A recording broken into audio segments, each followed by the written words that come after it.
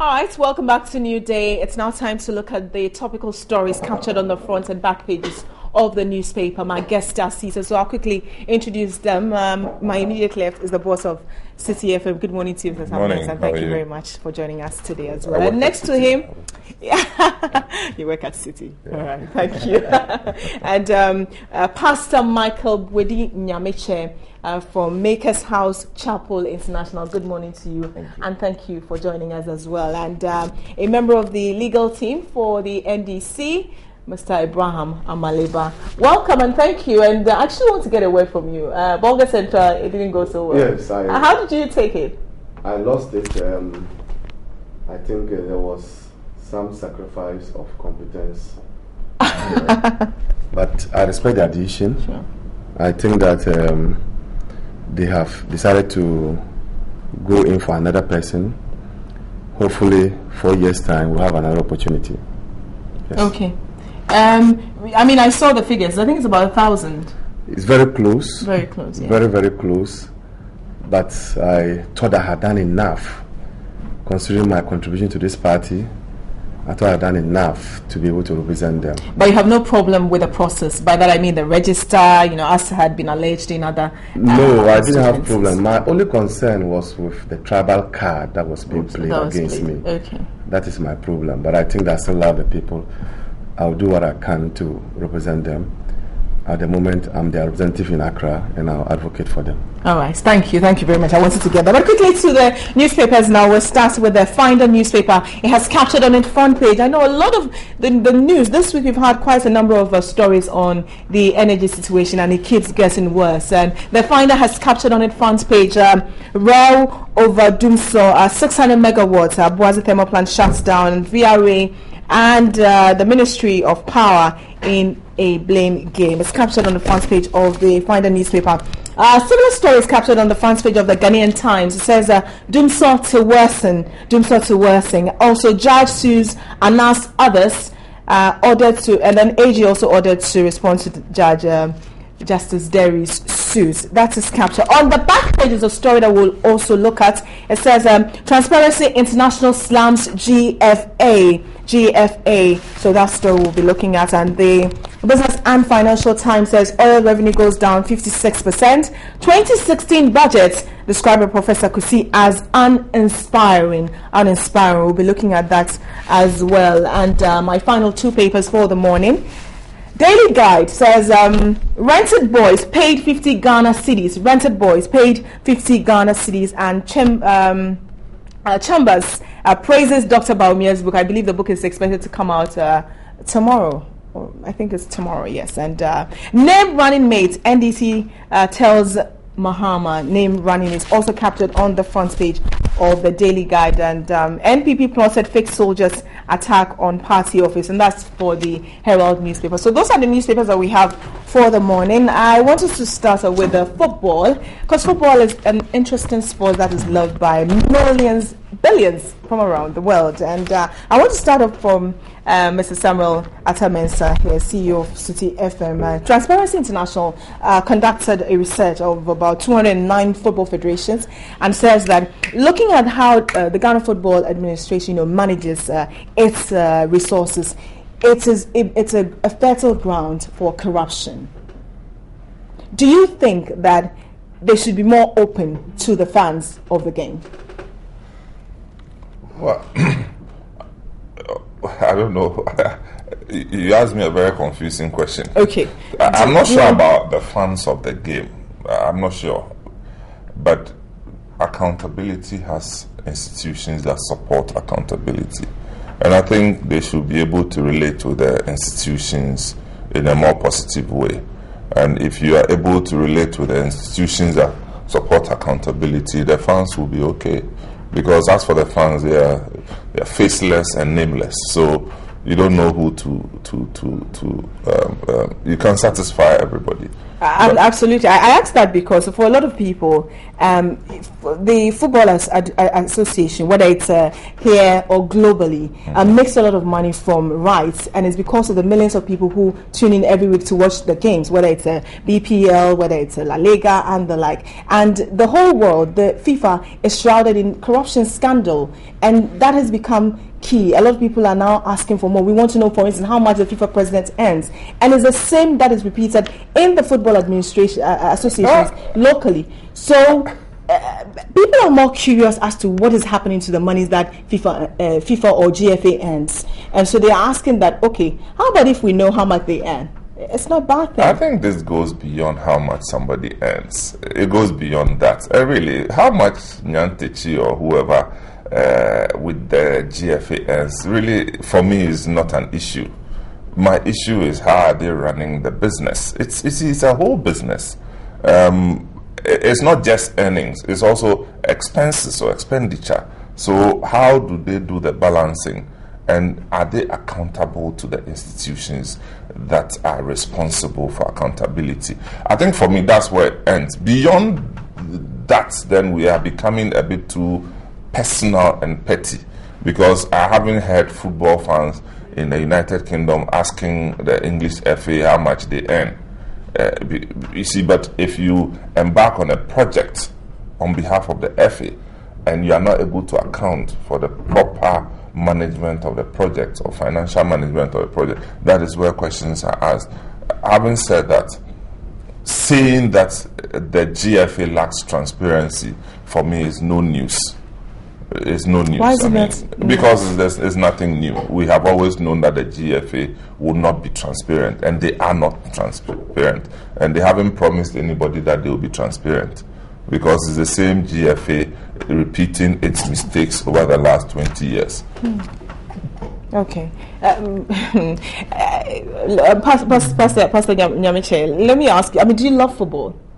I used to play football. You used to? Oh, fantastic. So you're interested in football? Very much so. What's your thoughts about Transparency International demanding or asking, saying that, the Ghana Football Association lacks transparency and that they should probably do more to erode corruption? Well, I think probably there might be, they might have had their own sources, or there is a research work to back what they are saying, because either than that, then the claim is 209 exactly. football federations. And so if they've, internally, there might be some statistics to back what they are saying. There has been claims over the years that, just like Samens was saying, GFA lacks transparency, there is corruption and all that in there. But the main thing is that when you're talking about transparency, it's not just, like you're saying, it's not just to say that people who love football. It's supposed to be across board. It's supposed to be to all the major stakeholders of it. And again, there should be internal disciplines and mechanisms to be able to help run the kind of institution that will bring transparency and straightforwardness. In the case of football, if you are running football as the administrator, we expect you to be able to move us forward. I think that is where I have a challenge when it comes to GFA. Colts football is on the decline.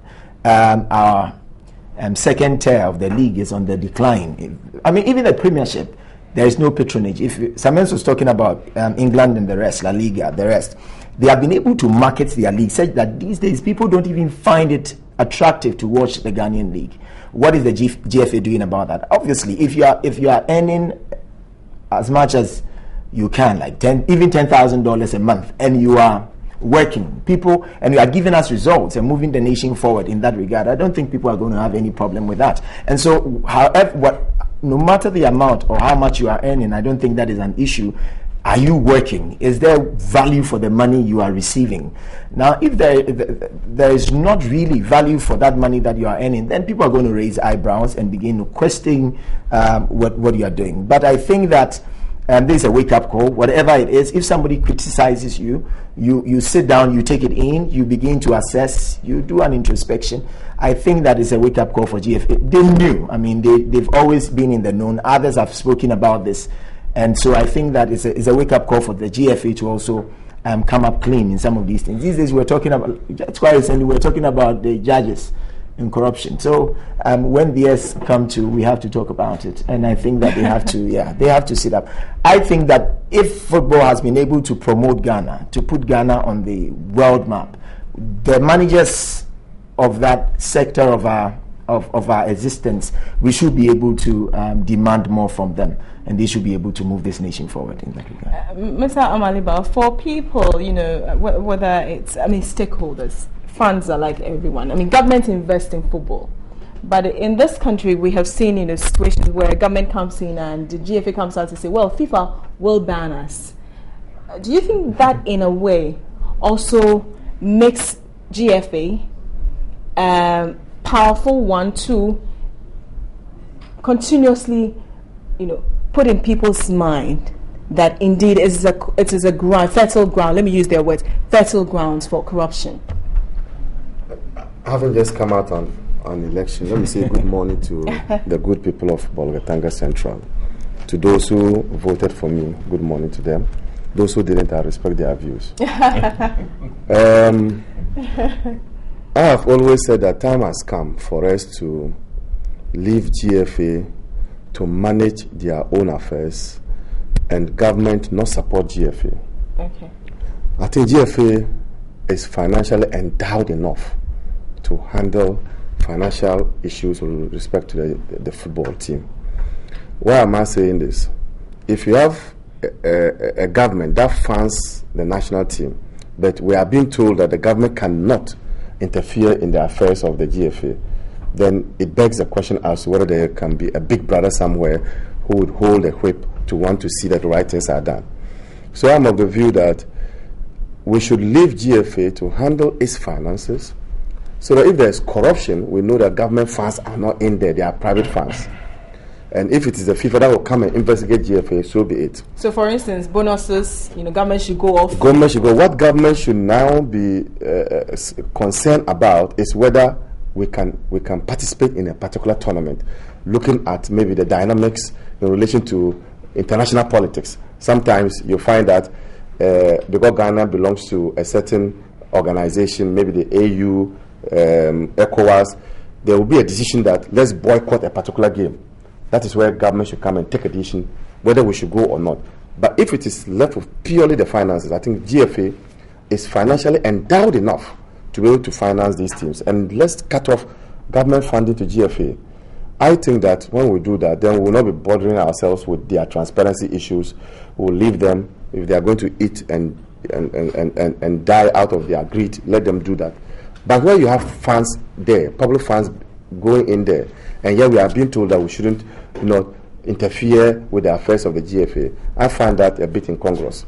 But some man has made it a point, he has said it all. There is no news when you say that GFA is corrupt. The perception is very high that GFA is corrupt. I think what we lack now is evidence to show. And I'm told that very soon Anas is going to come out with something on that too. So let's wait. Maybe if the evidence is what they are looking for, let's wait. For a lot of people, what's happening at FIFA, where even the president stands, or risk being banned for life. Yesterday, Michel Platini, for instance, his lawyer mentioned that indeed the ethics committee of FIFA says is requesting that they ban him for life. Looking at what's happened at the mother body, place that all of them go to, sort of a safe haven. Do you think that in a way exposes all the other federations and makes them weak? Well, I don't know whether it's a causality relationship. Okay. I think countries have cultures, and every country that is into football has a football authority or an FA. And I'm not sure if every country can say the same about their FA. So I don't want to come to that quick conclusion that because it's corruption at the top, then it stands to reason that every FA in every country should feed from the corruption. I think to a large extent, the English FA has set a standard for itself, and so others should be able to do it. But if you look at the continent of Africa itself, and the person who has forever been in charge of the CAF, is it CAF? And his relationship with the persons who have also been in charge of the FAs in various countries, it leaves very little window for transparency because these are people who have been there like forever, and if we are pointing fingers at them and not then the personalities haven't changed, I don't expect how anything is going to change. And so so what would it, I mean, this is, I don't know how you would take this question, but so what would it take for the GFA to say, do you know what, let's give the public or what they want? What would it take for them to be open? What would it take? I am reluctant to draw in this public thing because the public themselves, they don't even know what they want.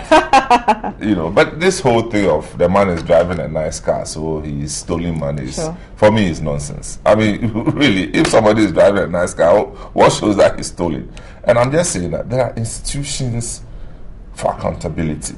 How do they relate with these institutions? For me, that's where it will end. Because as for a football fan saying that, this guy didn't have money, now he goes into GFA and I can see that he's bought 2 cars, it's neither here nor there. Okay. If the structures are right and they are accountable to the financial services, the authorities that manage, all these things, for me, I'm okay with that. Okay. All right. Pastor, I'm quoting the Transparency International. It says that indeed 168 federations, the Ghana Football Association included, do not make financial records publicly available, and 85% of FAs publish no activity account of what they do, the report shows. And it is something that is, same everywhere when you go to... Before Pastor comes, yes, please. And Mr. Amaliba, if you can help us, does the law in Ghana require that the GFA publish their accounts? Yeah. If the law requires and they are not doing it, then it comes back to the institution. The monies that government give are subject to the Controller and Accountant General's and the Auditor General's review, but the private monies are not. So if the GFA is accounting, it will account, or if it is going to be audited, it will be audited based on the funds, public funds that is given, and not their private funds. Okay, so then it comes back to the... It's a free bonto. It comes back to the I believe a press conference, and a journalist put question to Mr. Kwesi Nyantakyi, and his response was about monies and the like. He says, how do you cry more than the bereaved? That it's their money, however they choose to spend it, they should be allowed to spend it. I think that was what Mr. Amaliba was saying, that governments should we should decouple both. But the truth is that in Africa there is also the politicization of football. Yeah. I mean, there are governments also push their national teams. I quite remember there was a time in Ghana that political parties were embarking on campaigns with the ability to send the Black Stars to World Cup. And so if it's still like that, then they are going to still invest some monies in there. But I think the bottom line is that if government is to give money, there should be accountability. And the accountability is not to say publish them in the dailies. The institutions that are mandated to carry out those responsibilities are supposed to be up and doing and run the show. Okay. Mr.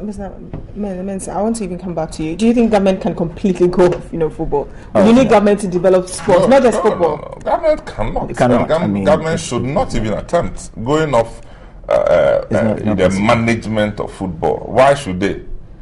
I mean, GFA is made up of individuals, private individuals. If they want to do it as private as they would have us believe, they should go and form their own association and select their own. Not only that, as long as they remain Ghana Football Association, it's brand Ghana you're talking about.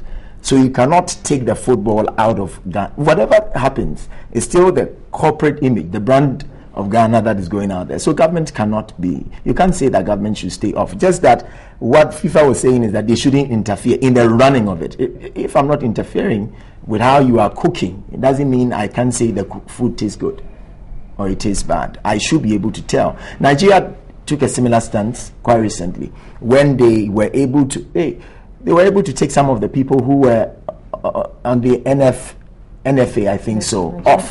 Federation. They got them off, and it was FIFA is going to ban you and all that. It went nowhere. I think that at certain points, nations, governments are supposed to stand up and say that no, where you are going, we are going to fall into a ditch, and we are not going to allow that. It's you can demand for transparency and accountability. You empower institutions to do that. You ask them to do that. Obviously, and we have good journalists in the system, so they will be able to also tell what is happening. And Samens was talking about evidence. If a journalist, if you say anything negative about them, they will back at you as journalists. That's what they do. They will come after you. So you have all these journalists jumping around the GFA executives for nothing. They won't tell you anything that is happening because they all benefit from it. That's the problem. The other journalists that will say anything that doesn't augur well with the GFA, they either blacklist you, they will come after you, all sorts of things. It's like a ring. But okay. Yes, Mr. Oliver, make your point then now. Yesterday I heard GFA spokesperson, Sani Dara, make the point that the research was done on websites of various FAs, meaning that they did not come to the FAs personally to find out whether they have these systems in there. And then he was of the view that having done that, just rely on website was not enough, and that they should have come to find out from the FA whether they have these systems in place, whether they publish them or not. But I was also of the view that what they are talking about, the research team is talking about, is about how do you make this information available to the general public. And one way of doing that is these websites. Unless they can tell us that there's another way of publicizing their information that we don't know yet. But Sani was of the view that it is not enough for the research team to just end at the website and come to the conclusion that GFA is corrupt. That could be valid, but again, as an FA, to what extent and in what places do you publish your information for the public to consume? There isn't anything of that nature. All right. We'll move on to our next topic and I want to start from you since you're a legal practitioner. Yesterday, Justice Asiado, has sued quite a number of people, including, EIB. The list is endless. The EIB is in there. Anas, of course, himself is a principal party there. And with such mass, suits, let me put it in quote, what is he trying to? He can't prevent anyone who commented on this issue. There are a lot of people who did so on Facebook, on Twitter, and the like. And so, when you take on this, what will be the likelihood outcome of that? Yeah, you can only sue the number of people that you want to sue. You choose your victim. So based on what impact? Based on how he feels he has been defamed. So you choose your victim. And you choose your victim based on whether that person is a man of straw or is a man of substance. Nobody will go and sue somebody who he knows can get a pound or a peso from that person. So you choose your victim and you find out whether this person can even pay you or not. Else you are on a wild goose chase. Okay. Now, nobody should think that the judges are just going to sit down and allow this to go. Nobody should ever think that. If you venture to touch the tail of a lion, then you should be expecting a threat from that lion. Okay. These are people who know the law, and they will use the law, whatever it takes, to try to extricate themselves. So this use you are seeing is a natural consequence of what Anas has done, knowing that he's going into an area where devils will not dare to go. So I'm sure Anas himself, being a lawyer, is well aware of these consequences. And the judges, nobody should also blame them. They would go to all lengths to try to extricate themselves. Some people will say that, why? If this were an ordinary Ghanaian, by now this matter would have closed. Yes. But you are not dealing with ordinary Ghanaians. You are dealing with persons who have the law in their bosom. And so it's just like you dealing with a mechanic's car and thinking that you are going to spoil it. He has a way of repairing it because that's his area. So if you think they are going to get to the judges, they have a way of also repairing themselves. So that's why it's happening. And so this legal gymnastics and all these legal things that you are finding will continue to happen until maybe one day the Supreme Court makes a definitive pronouncement. So we are in for it, and some of us are watchers from the afar. Okay. But this is going to happen. You can be assured. Mr. Mensah, I mean, for the media, we reported extensively on this, and you have people commenting and the like, and a station like EIB is mentioned in this suit. They cannot stop people from talking about it because it's of public interest. The reference is not because they talk about it. That's not the reference in the suit. If you see the suit, yes, it's not because you talk about it. It's more an issue of you took ownership of a part of the process. Sure. I think that is what is that's how EIB differs from TV3, for instance, or any other media channel that was involved in this. So. Yes, I actually didn't finish. And then, for instance, Justice Derry is on UTV because they had shown it on their network, and they're like, for media houses, I mean, you're the boss of City FM. When things like this happen, what can they do as a media? Where do they draw the line? They would say they also picked it from Anas, who was at AICC, and he made it public. Is that a good enough excuse? No, that has never been an excuse. It's not an excuse. I mean, we you see, and these things we learn by experience. We learn by experience, okay? We all had access to various levels of information with this. And you look at the risks involved, and then you take a decision whether you should go ahead and publish it the way it is. Sure. In any case, it's Anas that is driving the whole process. I do not have the resources that Anas has. And I'm talking resources in terms of skills and intelligence, report and everything. I don't have. He may take certain decisions and he can defend. I ask myself, can I defend the same? So if you do this kind of analysis, you should come to a determination whether you want to go ahead of yourself and publish. I mean, so you also make a choice. Your audiences or your listeners, for the benefit of your audiences and your listeners, do you go ahead and do it? Will you take the risk? And I think some stations did take the risk. But to say that I did it because Anas published it is not an excuse. And I'm sure Amaliba will bear me out. That by itself is not an excuse. Okay. Unless you have a substantial, response to this, apart from the fact that he did it, so I also did it. That's no excuse. Okay, and I'm glad when you were talking, I think you mentioned some policies at City. When you have an information like this or video access to such, what do you, when you meet your team, what is the thing that you tell them? You see, I get this question a lot of times, okay. And more often than not, when you have a running breaking story, we throw away all the policies. Everywhere, not just Ghana. When you have a running hot, say, Syria, and something happens, they are not going to go to the newsroom to find out, go through. No. They're going to go to the field. Now, so you have a running story that stretches within a 3-4 week period. People are going to go beyond their limits. So that's generally what happens. I made a point that it's all borders on experience. Have you seen this situation before? How do you handle it? Because I'm not going to, and it's not just a City FM thing. No. There are several radio stations that got close to also publishing, but editorial direction decided to wait. I mean, we had tickets, okay, but we never announced on the radio.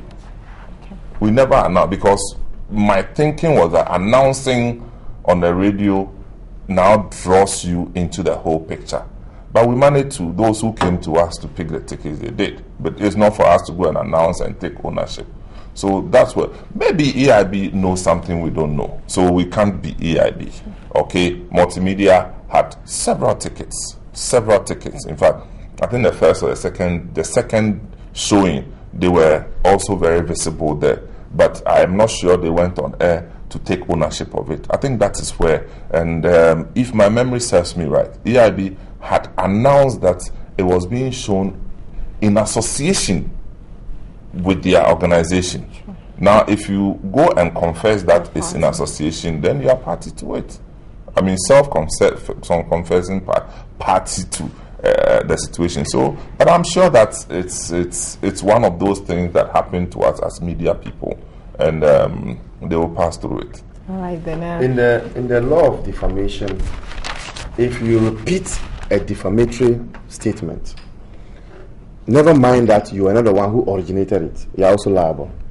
So if I make defamatory statements of somebody and you repeat it, saying that Amalba said this about that person, and another person also repeats, the three of us are all liable. So you cannot say, oh, it's not me who said it, it's Amalba who said it. No. And so it doesn't matter whether they picked it from the National Theatre or not, but once they repeated it, they are also liable for the similar actions. But truth is a complete defense in a defamatory matter. If you can show that what you said is true. Because in defamation, what you are seeking to do is that you are lowering the reputation of that person in the eyes of the right-thinking people of society. So if you are able to show that, oh, what you said is true, then there cannot be any action against you. But if you cannot prove that, then that is where the defamation will lie. Okay, so I'm taking it that, I mean, this is the media, this is the law, and you are the public. Yes, civil society. Yes, from where you sit, you've heard, what he explained, what the law says, and where, as media houses, where experience and the like comes in. As the public, where you sit, what do you make of what is happening in terms of, obviously a judge has been implicated. He has to defend himself. And in the course of public opinion, they're guilty, but the law says innocent until proven guilty. So from where you sit, what do you make of what's happening?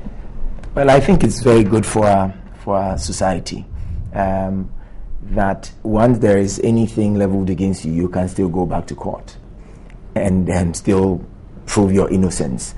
And I think the judges are also within their rights, constitutional rights, to also go there and seek redress.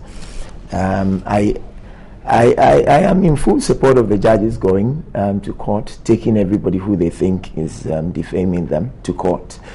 However, just like we all know, at the end of the day, evidence, somebody said, results will cancel every insult. And so, if you have evidence, you'll be able to take it there. If the Anas and Co. Obviously went on a journey to defame them, and they think that they need it restored, I think they are in their right to do that. Nobody should tell them not to. I think it's good. It's good for our democratic processes. All right, thank you very much. I will move on to some other stories now, and I want us to talk about energy. And yesterday, the Power Ministry and the Ghana National Gas Company, both issued a statement. Initially, I'm sure you heard on Monday that 600 megawatts thermal, has been shared, or power has been shared, and that it was going to get worse. Not only that, I think the part that frustrated a lot of people was the fact that there was no timetable to that effect. Mr. Mensah, when this happens, when people are hearing these, in the media, whether it is the blame should be at the doorstep of Ghana Gas or Power, the consumers don't care about that. All they want is that their light should be on. But in the interest of letting the people know, do you think that this channel of communication is right for them to come public? They could have done this behind the scenes. Oh, there's no point going public. You see, in the hierarchy of things, you don't report to the public. You are accountable to the public, but you don't report to the public. So coming in public to come and tell us this doesn't solve anybody's problem. Mm-hmm. And you see, I think it's a struggle or competing between the organizations to extricate themselves from the issues. Now, what that tells me is that they know what is wrong, but they don't have what it takes to solve the situation. And so, if I cannot solve it, I should not be seen as the one responsible for the problem. they have a ministry that they deal with, and I think that they should deal with the minister or whoever is in charge. Come in, and I heard Alfred Obame on the radio. I heard this person, back and forth. They confuse us, and in fact we don't even understand this Dumsor thing anymore. So, last week you said we have missed it, crowd. I remember your point. Yeah. Yes. The boat left us long ago, and then we were also sitting here talking about a power badge and arrival of a power badge some months ago, and then the date of arrival kept changing, and the last I heard that it was parked at La Côte d'Ivoire. And the speed with which the thing got to Côte d'Ivoire, and then from then till now, the thing hasn't gotten here. I won't be surprised if the thing mistakenly passed to Nigeria or something. We just don't understand what is going on. But like you said, what we want is a restoration of some power. Okay. That's just... Okay. Well, I mean, the pressure on government, especially, when the power minister makes a statement like by the end of the year, and now, the media actually reported that he said he would end load shedding and not do so or something. I don't know if that is what he said. But it's for him to... It's for him. You see, it's for this thing of when they wait and after a while they say, that's not what I said 3 months ago. Well, you've heard the media saying it. If that's not what he said, tell us that he didn't say it. But what's the difference between load shedding and Dumsor? That's the one with the timetable. The Dumsor, I understand, doesn't have a time. I think that's a joke. Yeah, I mean, it's a phenomenon that we are living with. Sure. The unavailability of electricity. That's just it. And you are saying that, okay, I'm not going to structure it anymore because I'm tired of structuring it. Because even when I tell you your light is going to be turned on tomorrow morning, I am not too sure it's going to be turned on. That's where we are now. Because the factors that help me to make this determination are no more under my control. So if all the factors and the elements are out of our control, it means the situation itself is out of control. Nobody is jumping to that conclusion, but that is the fact. Until we start putting ourselves together. Now, if you ask me when we are going to do that... We're putting ourselves together. No, so far we have not. And that's not to say that there hasn't been any efforts. There may be efforts, but as you can see from the conflict between these two organizations who are directly involved in the production and supply and management of electricity, you should know that we are in trouble. Because they are responsible, and between the two of them, they don't see eye to eye. They are shifting the goalpost, and everybody is trying to extricate themselves. So for me, we still are light years away from the light. Wow. Okay, so we are light years away from the light. Pastor, you're a consumer, and I put the same to him that you just want your light to be on. But then the pressure on government, because the public wants to know what government is doing and as to when it would end or what other remedies are there to ease the pressure on the system. And so for them to come out and say, well, I'm not to be blamed. We had to shut down because VRA says we should shut down. From where you sit, you don't want to be hearing this in the media. But how else can government go about communicating to the public? Well, whether it's the Ghana Gas, whoever, there are still structures. I believe in bone structure, or say the proper structures being followed at all times. Even God believes in order. So there should be order. Things should report to the appropriate channels. For me, most of these talks, I think that we are dignifying incompetence. That's what I would say. If somebody says that, I wasn't saying I'll end Dumsor, but I was talking about load shedding. Just the same thing under camouflage. Sure. The same thing. You are dignifying. I think the main thing that we should do is that as a nation, whether you are NPP, NDC, CPP, there is a problem. Everybody is affected.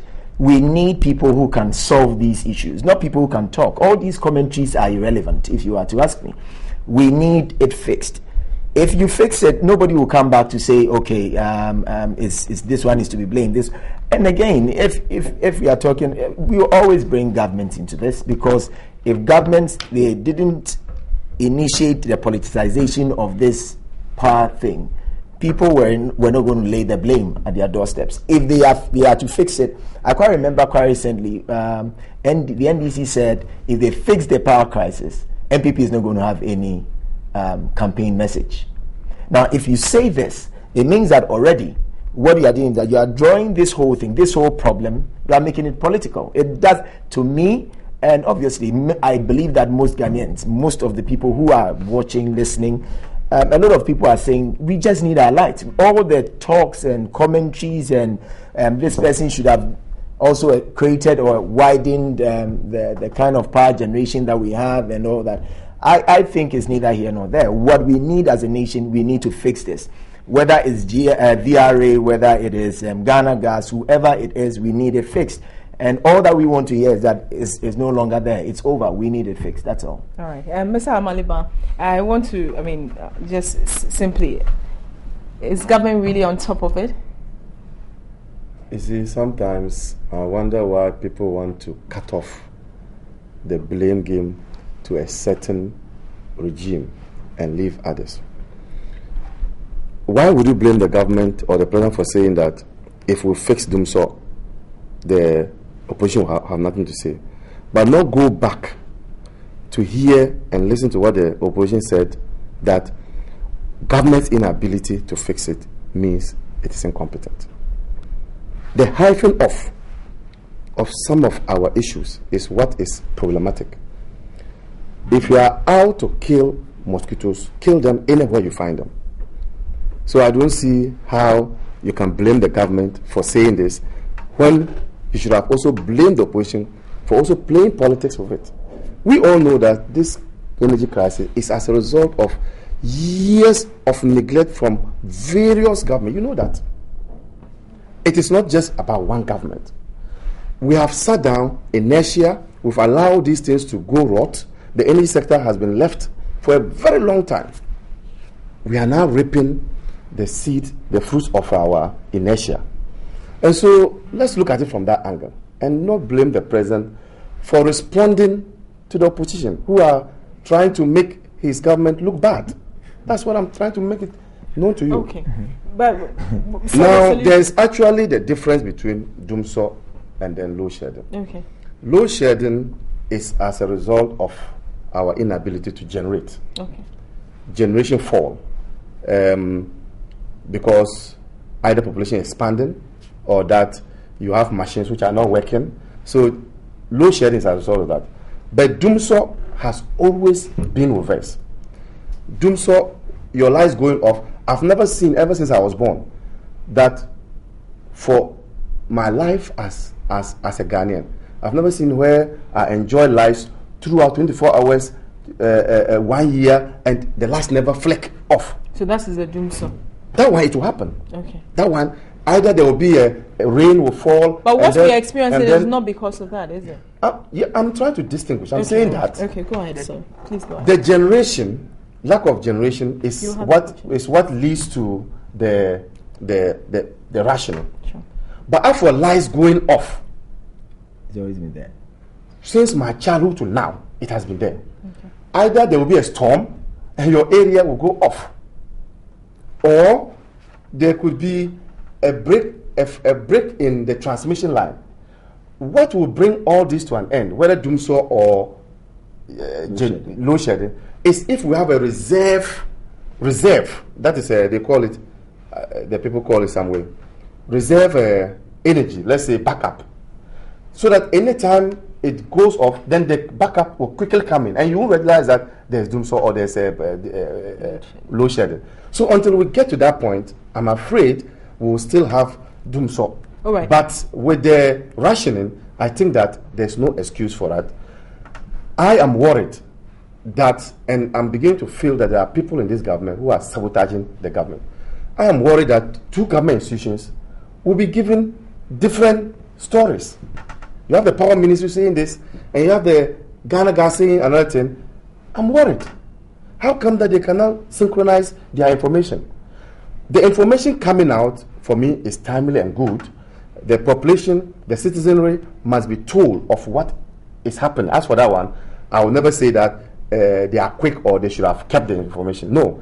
If you notice that the energy crisis is becoming debilitating, it's increasing, it's becoming excruciating, you need to explain to the people why they are experiencing that. So giving information out for me, is the right thing to do. You are in the media. You people are talking about the right to information law. So, for me, giving the information out, telling the people why they are in that situation, there's nothing wrong with that. That is good. Okay. But the issue has to do with two government institutions turning out information which conflicts each other. That for me is worrying. Okay, all right. I think I was saying that for the information flow, I think that is why there is a Ministry of Information, and so that they should be able that they are supposed to be able to do that. But if Mr. Amaliba is going to understand that Dumso, if you say that the light has been going on or off for forever, Dumso is now an operational word. It's not just the normal light going on or off. Is an operational word, which means that you stay in darkness for a long time, probably 12 hours, 24 hours, which is equal to the load shedding. So this one is load shedding being an English word. Dumso is an operational language being placed on this English word. Now, any of them that you look at is a bad state. And where I was coming from is that if you are in government, you manage information. You are the one that is, the people have voted you because they think that whatever government that was there probably was incompetent or were not leading them to where they wanted to be. That is why they voted you into power. When you come and you take office for about 7 years and you are still blaming the former government, there is an issue. I have an issue with that. Because what you are telling us is that, okay, then let's throw our hands up in the air and say that, okay, it's been there, we have to live with it.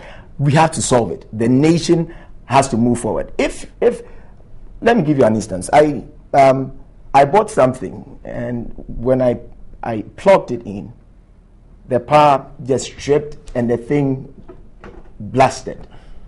That I have to go and buy another thing. You buy now. Everybody's now you are paying more because you have to buy a stabilizer. You have to buy a UPS. You need other things to keep you up and running. All that we need is that, Mr. Amaliba, all that we need from your government is that as voters, people who are citizens, at least we have been here, we need it to be solved. They shouldn't blame anybody. If they want us to have information, Ministry of Information, come and tell us when we are getting this solved, when we are moving forward as a nation from all these things. Blaming everybody around is not going to help any of us.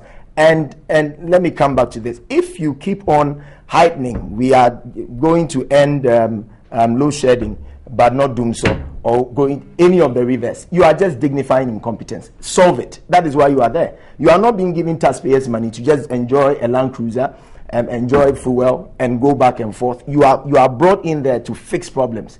Either than that, we'll go and bring people from our villages to come and sit and also enjoy that luxury. Yes. You want to make a point? Yes, it is not fair for pastor to sit here and say that the pastor is a Ghanaian. No. Okay. For pastor to say that the president or this government has blamed any previous government. This is a government, this is the president who has constantly said that I will not blame previous administration. Mr. Amaliba, I'm not saying you that said that. You said that. No. You said we should put the blame on the previous. We should look at it holistically. I'm saying that, yes, obviously, there is always a holistic perspective to life. But when you are voted into government, you begin to focus on the pressing issues, the reason why people changed gears and brought you into office. So if I say that we should look at it holistically, I agree with you. No. Does that mean that we are blaming previous government? You use your word. You either withdraw the words and then agree with my word. I said withdrawal. Words are subject to interpretation. Words are subject to interpretation. My interpretation of what I said is that you spoke. So my interpretation of what I said is that the sector has been neglected for a very long time. This is not to blame previous governments. Okay. And that if we agree to that, then we should, head on, solve the problem. And I sat here and indicated that this doing so, there's no excuse for it. Didn't you hear me say that? Yeah, you heard me say it. All right. Mr. Amaliba, I actually want to come in. I'm glad he said as a pastor. I'm glad because there's a story on Peace FM Online about the General Overseer of International Central Gospel Church, Dr. Pastor Mensah Otabil, and he has described the energy crisis currently facing the country as a wisdom problem. In a sermon that he titled, he delivered to his church on Sunday, Dr. Otabil identified the energy problem as an example of wisdom problems facing the country. And so I want to just pick an extract of what he said. He says, at least we're not being asked to land a spaceship.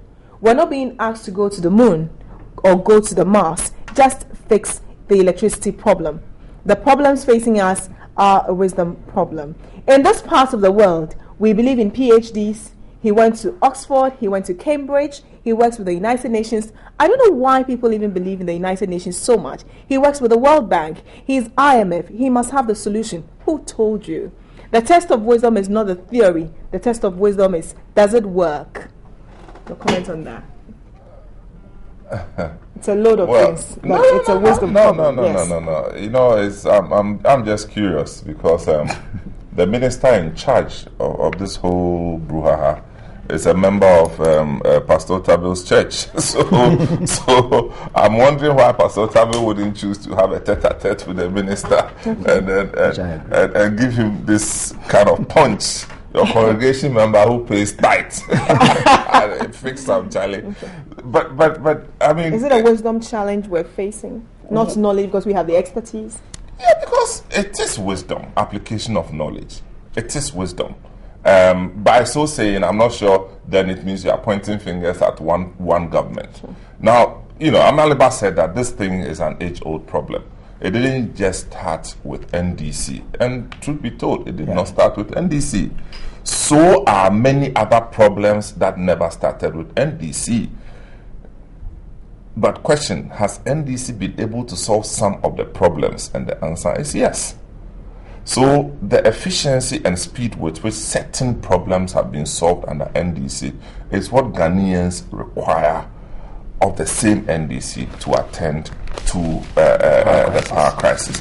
Now, question is that can we eliminate it completely? And we all know the answer. It will never be eliminated because even in the Western world, they have not eliminated it. Elimination. White House experience doing so. That's what I'm saying, that even in the Western world, they have not eliminated. Can we? We cannot. But can we improve? Manage. Or have we done well with managing the situation? And we all know, including the people who are managing it, that we have not done well in managing it. Whether you call it doomsaw, whether you call it load shedding, you can use whichever terminology. But the fact is that industries are suffering. Manufacturing industries are having to pay more money in buying fuel to keep their generators on. In the last 4 years, people have had to change a generator a year. And I'm telling you, heavy-duty generators. I run a radio station. I've changed 3 generators in the last 5 years or so. 3 generators. So I'm saying that it doesn't augur well for us. So they can play around terminologies. But the truth is that people are suffering, as a result of which people are being laid out of work.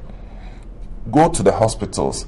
The rise in food poisoning cases, because unwholesome meat being sold, unwholesome fish being sold, people eat and they end up in the hospitals. Go to the polyclinics. So you see, it's a bigger problem.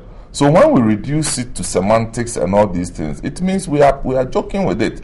So if Dr. Otabil says that it's a wisdom problem, I will agree with him that it is the fact that we have not been able to fully apply the knowledge that we have and the experiences that we've had over the years in solving our clear and present challenge. Okay. Mr. Amaliba, same.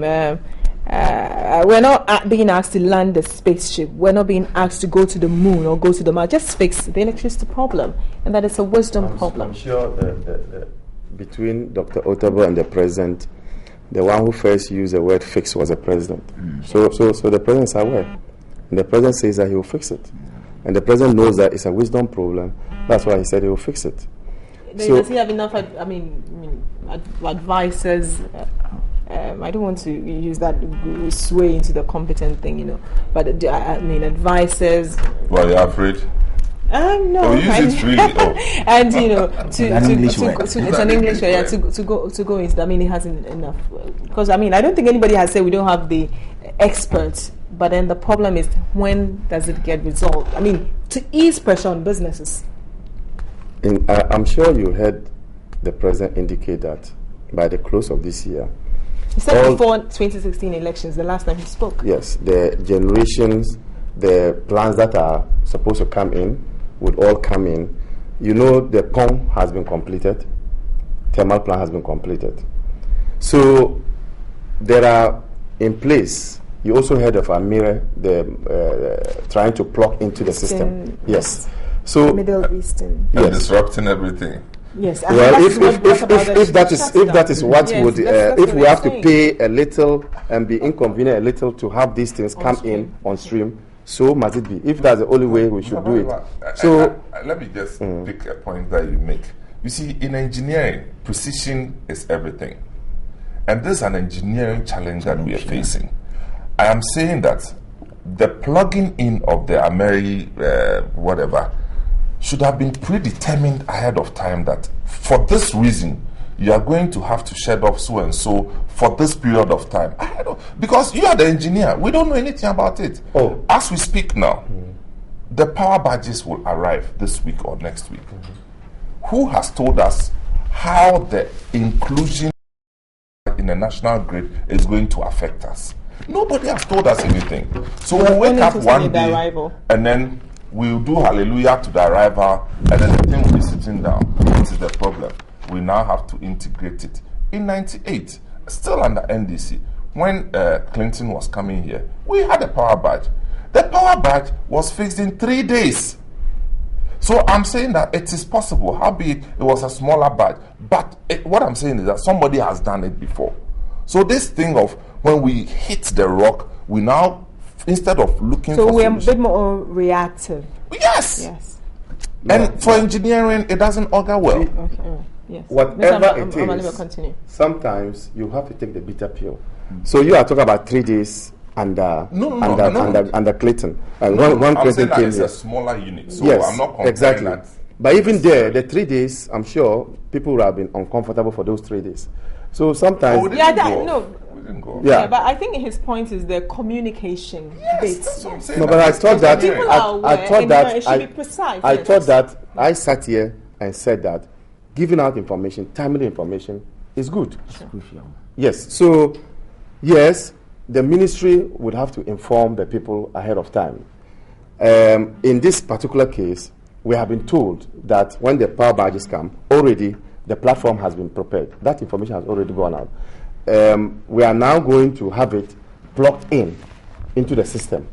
That information is also being told. But Mr. Yes. The platform, the dredging of that platform is not the only enabling work. I'm saying it's not the only thing I'm that giving is you required. Information that is turned out every now and then. Platform information was given out.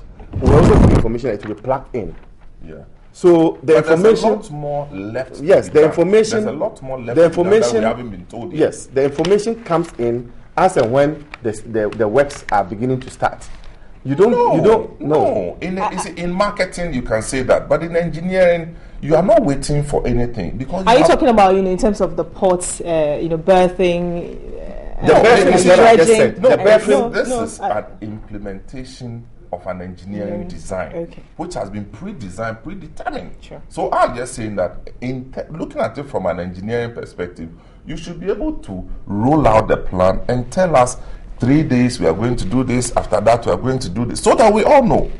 And I'm not thinking that is Mr. Madiba, I mean, to just latch on what he said, that initially when we all got to know that it's a crisis, and the timetable came out and said people will go off 24 hours and 12. In fact, people were very cooperative because it goes off 24 hours, 12 is on. But once there's inconsistency, then people become agitated. No, you are now talking about not following. Yes, but that is the point. Yes, but the same with engineering. Yes, and I'm saying that. Look, how do we know that the platform has been created? Information came out. Mm-hmm. How do we know? I'm not an expert. How did we know that it will take time to plug in? Information came from from the ministry. So I agree with him. Probably you want the whole information out from the platform to the other works. Maybe that's what you want. You want a full-fledged information out. But I think the ministry too is putting it out there as and when it deems fit. But the information has never been held back. But I'm not saying that I want the whole information out. I'm just saying that because it's an engineering situation, there should be no ambiguity in dispatching information. Oh, yes. That's all I'm saying. Yes. And right. I see, so let me quickly drop the issue that Dr. Tabil mentioned. You see, as a citizen, I've always wondered that this country, we have very smart people, very experienced people. Look, the likes of Atu Ahoy. We can't be going through this situation, and a country that has the likes of Atu Ahoy and the Rekubro base and still be going through this situation because they've seen it all before. I mean, I don't know much, but I'm just saying that if you have people who are knowledgeable and experienced in this, how are we getting all these people to help? All right. I think it's important I pick your thoughts on it. I mean, to hear your colleague, Pastor, make a very bold, precise statement, because, I mean, energy, it affects everybody. It affects this congregation Definitely. as well. I think that there are the people who have been appointed to be in charge of that sector of our economy are wise people. Let's not trace that. They are wise people. Sometimes, where I sit, I think that probably there might be other factors that they are not communicating. You know, when you allow politics to take a greater chunk of you, there are certain things that even might speak against your own convictions and ideals that probably because of political affiliations or whatever you cannot say. But I think they are wise people. Now, what Dr. Mensah Otabil said was that it's a wisdom problem. It's just the application of the knowledge they have. So what I would say to this is whatever they know, however they can solve this, whatever they can bring on board to make sure that we exit this kind of these dark tunnels of our era, they should do that, bring it on board, and let's get out. I think, like Mr. Maliba said, the government said it's going to fix it. We are waiting. All right, then that takes us to our next subject of the Daily Guide has a story on its front page, and it says rented boys paid 50 Ghana cedis, and on Monday, remember the police went to the NPP headquarters because earlier at dawn, some other men had gone there to ransack offices, taking away hard drive, very sensitive information, the party says. Now, the Daily Guide is reporting that those people are affiliated to the chairman of the party, Mr. Paul Afoko, and they pay them 50 cedis from one of the suspects in police custody. They were in military uniform, guns were found in the offices. Now, Mr. Afoko himself, on the day of the incident, issued a statement to condemn the ransacking of their offices, vehemently protesting, and then this comes out. A crime is a crime, and we should treat it as such. And to have this information come out that you pay 50 cedis to go to an office, what is happening here? Yes. Well, I don't know this one for a fact, I must say. That's the Daily Guide reporting it, that yes. Yeah, I have heard all these things playing up in the media, how some of them confess being given money. Yes. And, for me, I am more curious beyond somebody who apparently was supposed to be in bed, sleeping, hears of a certain 50 Ghana cedi promise, jumps out of bed, sits in a vehicle, he doesn't know the driver, he doesn't know who said he should come along. The only thing he heard was 50 Ghana cedis until they got to a party headquarters. Some people said they were told that they were going for a party. One, you don't know who is organizing the party. Two, you don't know where you are going for the party. And then you woke up dressed up. I think that, look, somebody went and picked them up. And according to the paper, in fact, those who managed to even question why they are taking them were slapped by the drivers of the car. I don't know whether I should believe it's this one. yeah. I mean, this story. I mean, the story itself of you're in your house. Somebody says, "Come, let's go for a party."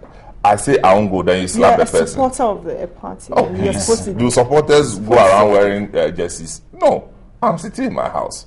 I'm saying that we should be able to probe this thing better. Maybe it's early days yet to be concluding.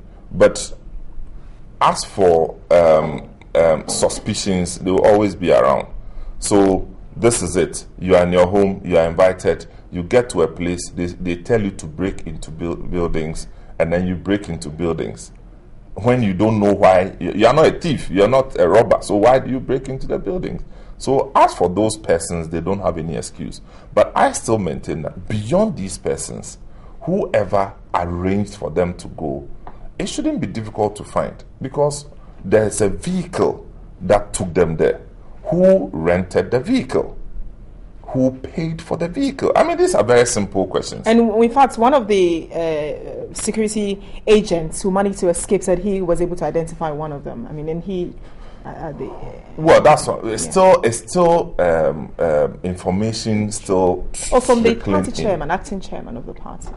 No, I'm saying that is so far what they have garnered, but they are still going on with the information. And very, very instructive leads are coming out, which I can't say here, but I am sure that within the week or by next week, the full picture will come out.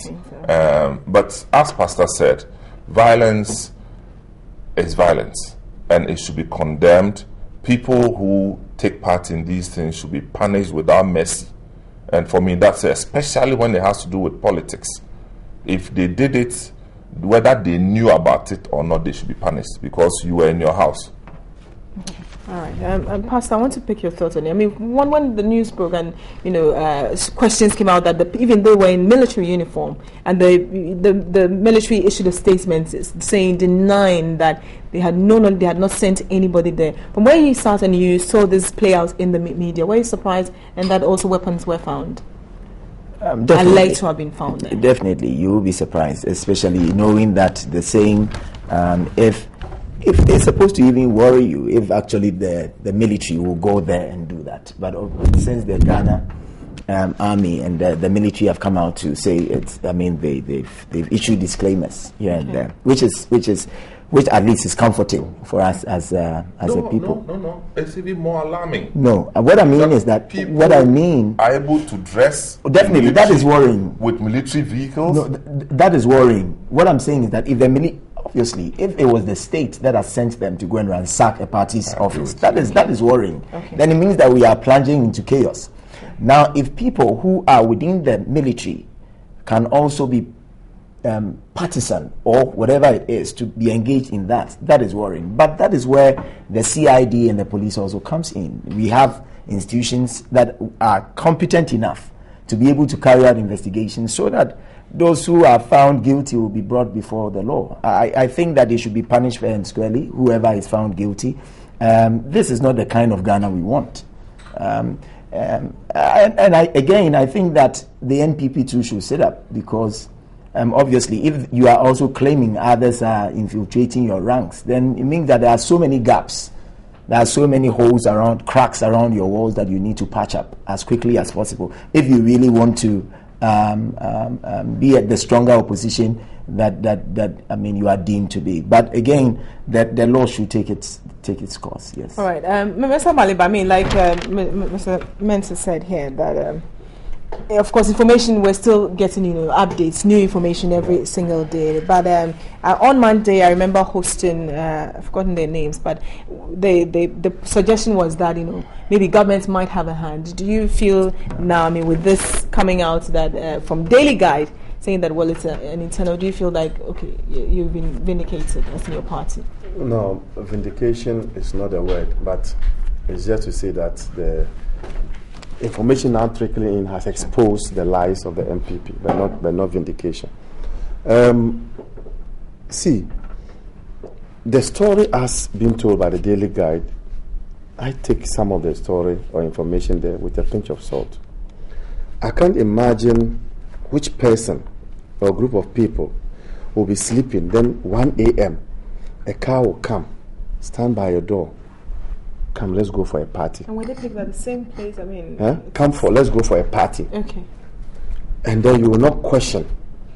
You will not, no matter how hungry you are, you will have slept overnight. And the small days left, the small hours left for day to break will not kill you, for you to say that you are going to eat food. If you have even slept hungry the previous day, you have done almost 90% of the night. So what kind of hunger will let you follow somebody at 1 a.m. for a party? That's a pinch of salt. That's one thing. So I think that, you see, I don't want to veer into Freddie Blake's interest in this newspaper and the things they say about Afoko. I don't want to veer into that, but there's a strong connection to it. The spokesperson for Afoko has also has denied all these stories about Afoko. So let's leave it to the police.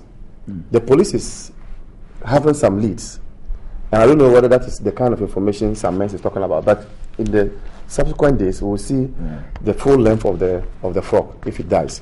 So I do not think that the MPP should be quick at pointing fingers at the government, and also Freddie Blake's ownership of this newspaper is also another thing to question. So the information there should be taken with a pinch of salt. Okay, but Pastor, I mean, we've had, I believe in the suit, Mr. Paul Afoko going to court. One of the things he talked about was, I mean, challenging the things that even Daily Guide puts in the paper about him. Do you think that a power play, in a way, is sort of clouding the facts of the case, given what is between Mr. Paul Afoko and then Freddie Blake?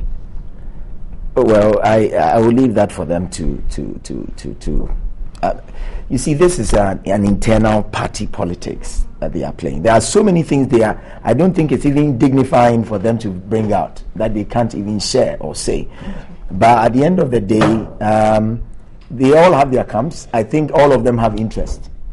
And if humans are consumed by their personal interest, there are certain decisions they make and certain tangents they pursue.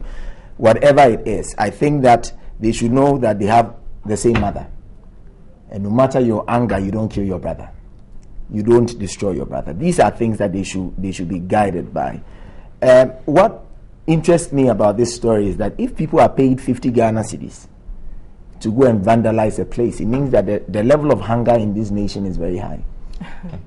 It means that the poverty level is so high that we have to sit up and work on them. But again, the CID, the police, we believe in our institutions, state institutions. I believe that they are going to get the right leads. Whoever is found guilty is going to be dealt with. That's what I have to say. Mr. Samet, I mean, I have to ask you this. So should we then, I mean, not take this serious? The story. I mean, no. The story. I'm not saying that the story is. No, not you. I'm asking the question. Why not? I mean, I'm just saying that these are the facts from according to Daily Guide from the police engagement so far. Sure. I'm just saying that even with these facts, we still have a long way to go. That's all I'm saying. We still have a long way to go. So we'll be sitting here trying to extrapolate and stretch our thinking to what could possibly happen next when the police is going to come out anyway. Because this is no rocket science. They went there. But my question is that how come there are no CCTV cameras there? I'm not sure whether they had or, but if, it's just a question that's bothering me. Why? You should probably be investing in that. Why not? I mean, why not? I mean, even my little office, I have CCTV cameras, so why shouldn't now we have? Know. Wow, but and they're not hidden. I mean, Sure. you see, CCTV cameras are not meant to be hidden. They're supposed to be seen by everybody so that people conduct themselves well. That's all. But if you don't have, and people raid your office, and look, and this wouldn't be the first time that an MPP office an office connected to MPP has been raided. We saw that the last election, when they had a certain office that ran Asylum down, which was also raided. So the possibility still exists. But if you don't do anything about it, people will keep raiding you like that. But in this particular case, I am very confident that the police is going to find them out and also see all the linkages. Those who have to be shamed will be shamed. Okay, I'm glad. All of you agree that the institutions must be allowed to work. I want to go back to just in connection with this. What happened in Cape Coast, where you have, I believe, the MP, where the youth. The police had gone in, there was an incident there and they killed somebody there, and so they attacked the police station. The story was on Monday. I don't know if you remember that story happened in Cape Coast. So they vandalized the vehicles that were at the police station. I don't have too much information on that. All right. Sorry. But and you have like an MP coming in, trying to talk to the police, asking them that, yes, those who are not linked, do this, do that. In this case, this is equally political, and you have issues like this where yes, it's crime, but people intervene. This one? Or no, with that, an MP like that coming in to talk to the police must be allowed to do their job. Do you see that there will be some sort of influence whatsoever from outside? No, it's not possible to influence this particular situation any negatively, because you see, it's in other jurisdictions this would have been a major scandal. But it's so much in the public and people are just watching that I don't think it will be in the interest of the police even to allow themselves to be influenced in any way. In whose interest? So let's see how. Well, eventually, if they for instance, the MPP is smeared, it's an NPP issue. No, but if the MPP is smeared, who cares? If they are smeared in the process of unveiling the faces of the people who did it, who cares? If people have vandalized your office and the police finds out and in the process your name goes down the mud, so what? Does it mean that you orchestrated it? And if indeed you orchestrated it, then your name should go down the mud. So I'm not sure about the name of MPP being smeared, but our interest is that the culprits should be brought to book, found out and punished for this, so that they don't repeat. Okay, all right. But Mr. Amali, that situation is not foreign. You've had situations where something happened, they tell you, well, it's our issue. In this very moment, a lot like they're saying, you don't know who the 11 men were. They were in military uniform and the like, and they are pointing fingers that indeed they are in the camp of Mr. Afuko and the like. But you'd have people intervene, and we've seen it happen in this country before. I remember when there was the issue of reporting that to the police that some accounts of the MPP were being tampered with. The MPP intervened and said that they would want to handle that internally. I don't know whether that's what you're alluding to, but there's example. You mentioned that example, but I know of that story. Because there's that example too. As to whether this is akin to that type of situation, I don't think so. This is not one of the things that they will want to, because this is an attack on them. Okay. In that one, you could say that there were some people who benefited, so probably they would want to have the matter settled within. But this is an attack on all of them. But what is becoming clear is that the MPP headquarters has become notorious for acts of vandalism. I think it's becoming one too many. I know that if national security goes in there, they will cry foul and say that government is trying to victimize them or even clamp on them.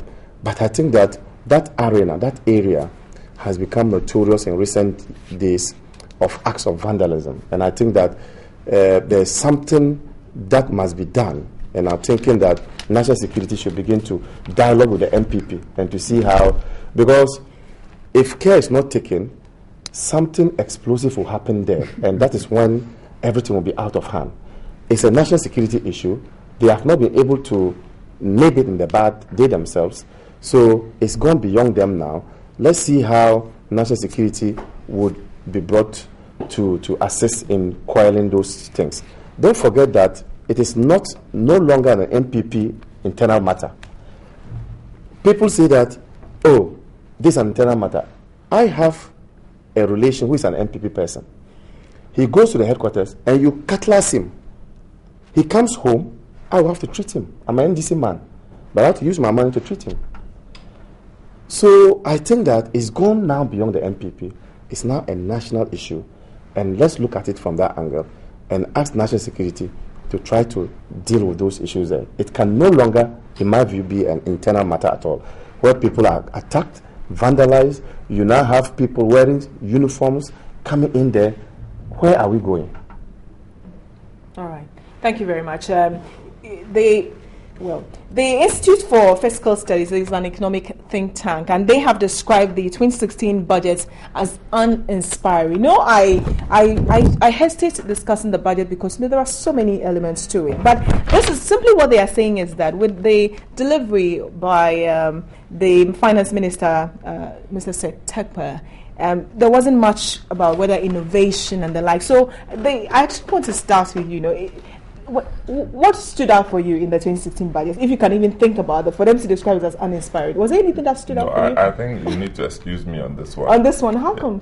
Because I was out of town. Oh, you were out of town. And I haven't. You see, I stopped following budgets long ago. Why? Because it's so confusing, eh? Because it doesn't tell me any new thing. I stopped following it, and it hasn't affected me. So thank you. But is there anything that stood out? By the way, did you listen? I wasn't even around. You weren't around. I wasn't around. But what I would say is that at every point when you are preparing a budget, there are things that you as a government you want to do. It is not so much to do with what others are thinking. You should have your own strategic plan, and you set what should I say, landmarks or benchmarks and all that, so that once you get there, you know that this is where you are. If there is any deficit or any variation, you know how to correct it or how to go on. But as to the elements within the budget, no. So you didn't pay attention, because I want to know, just from all of you, what's one thing that stood out, and that could either buttress, what the institute is talking about. Mr. Maliba. Yes. Says it's uninspiring because it lacks, innovation. There's no much creativity. The budget does not outline how innovation and technology-led productivity growth will be pursued to reverse, the decline in agriculture, manufacturing sector, and the like. That's from a think tank. A budget is an estimate, isn't it, of government's expenditure. It will go to tell the people what the previous year outlook is, and tell the people what it expects to do. Sure. So this uninspiring thing, I don't know whether they were thinking about the government. If you want the government's policy on technology, you don't expect all of it to be in the budget, because then you have to go to the ministry that is responsible for those matters for you to have a full view of what government's policy is. But you know that the government has revived this science and maths clinics for women, for girls in secondary schools. So that's innovation. That's innovation. The little things that the professor may not look and see are the things that will trickle together to become the bigger things. So he may be looking for grand, big, innovation, but there are little things like what I've just talked about, where we are reviving the maths and science clinic for ladies, for women, girls in schools. It depends on where he's coming from, so I will not be one of those who condemn him. But I think that if he takes time to look at the budget, he will see that there are innovations in it. Example is what I've just talked about. Even though Mr. Mentor, you are not in the country. No. Just picking up from Amaliba's point, is that if he takes his time to go through the budget, and I'm asking myself, this is the Institute of Fiscal Studies. Yes. Were you thinking for a moment that they didn't take their time to go through the budget? Even before this, he had written an article. That's what I'm saying. That were you thinking they didn't take their time? I'm just saying that. What I'm saying is that clearly, see, don't just take the last one. If he's looking for grand, big innovation, I said that. Then I came to say that if he takes his time, he will see the little innovation, which he may not be looking at, which I think that when you put together, I got will you. result. I got you. So that's it. He did not say that the budget is not motivating. He says that it's uninspiring. That the plans that you have budgeted for, yes, in their estimation, is not able to bring about the desired hope and the turning around of our fortunes as a country. Precisely what they are saying. I don't know. Yes. What. So let me just even further. So just, let me just revive science and maths clinics for ladies, for girls. So it's one. That will not trickle into the future, isn't it? He didn't it will not. the total. Mr. Maliba, yes. So I am also pointing out at the good things in the budget, which is fine. Yeah. Which is fine. I mean, budgets would definitely have some good, but the overall outlook is what an institution such as the Institute of Fiscal Studies would have to, mind you. You see, and this is the problem that we always find ourselves in. Reports that are churned out by these institutes are not consumed only by Ghanaians. No. So we can sit here in the studio of TV3 and say whatever we like. Somebody in India somewhere is going to take a decision on Ghana based on the report from an institution such as Institute of Fiscal Studies, the IEAs and the CDDs of this world. So if indeed we think that it is more inspiring than they would have us believe, then we should really deal with the issues they have raised. All right. I mean, for them, you know, the government saying they will maintain fiscal discipline was what stood out. And I wanted to quote, it says that the IFS wishes to submit that the 2016 budget is uninspiring, it is lacking in concrete economic policies and strategies to transform the ailing economy, establish macroeconomic stability and credible fiscal consolidation. That's what drives it. Yeah, are they criticizing this one too? No, I'm quoting them. Just read a paragraph. And that is a good thing, isn't it? Isn't it good to? No, they're saying it's lacking. It's lacking. Yes. Oh, but I thought that you even said that government even saying that we'll spend within our means in an election year is something that is good for this country. Okay. Isn't it? Okay. Maintain fiscal so that the budget. I mean, the budget. Is I'm saying that we have always spent beyond the budget in every election year, and if you have a government that has made it a point that we will maintain this fiscal discipline, sure, we will not spend beyond our means, I think that is a good thing within the budget, and that must be commended. I thought they were commending it, but it appears they are not, and I'm surprised that they are not, because this is the first time we have a government boldly making that pronouncement that in 2016. We're not in 2016 yet. I'm saying that but you must crawl before you walk. Okay. Which government, which president, leading to an election year, has made that bold statement? Not yet. Now wait to see whether it will happen or not. But I think if they were fair, they should have commended that statement and say that they wait to see whether government will follow through. Okay. But that statement is a bold one. Okay, all right. Thank you very much, Mr. Amali. But I mean, the final one, actually, I want to start with you. Just a quick comment, honestly, from all of you. You know, people keep talking about running mates for President Mahama, running mates here. NDC is putting pressure on him. I mean, what does a running mate really add to the president? It normally makes up for. It makes up in a tribal equation. Explain. There's always a tribal equation that is sought after by party politicians, and so there's a tripartite thing: party chairman, the vice presidential candidate, and the presidential candidate, where you want to be sure that you have a balance which is more representative of the spread, or geographical spread, or tribal spread. So I think for me, what the choice does is to kind of satisfy the ethnic blocks in the party. Okay. Are you interested in who President Mahama picks as his running mate? And will that person make any impact? I thought he had a vice president. He has a vice president, yes. A lot of why do they want him changed? I don't know. No. But picking doesn't mean they should change. No, It means that you he can can. be Yes, exactly. I mean, what I Yeah. mean is that why should that even come up if somebody has been helping That's a him? legitimate I mean, if somebody has been there, if the person is not sick, if the person has not been declared publicly incompetent, if the person has not been said he's not interested anymore, why should that even be a subject for discussion? Same, of course, there are other party guns who also want that slot. However, I think that the president is man enough, and not only that, he has led this nation, at least for the past couple of years, and he has led it well.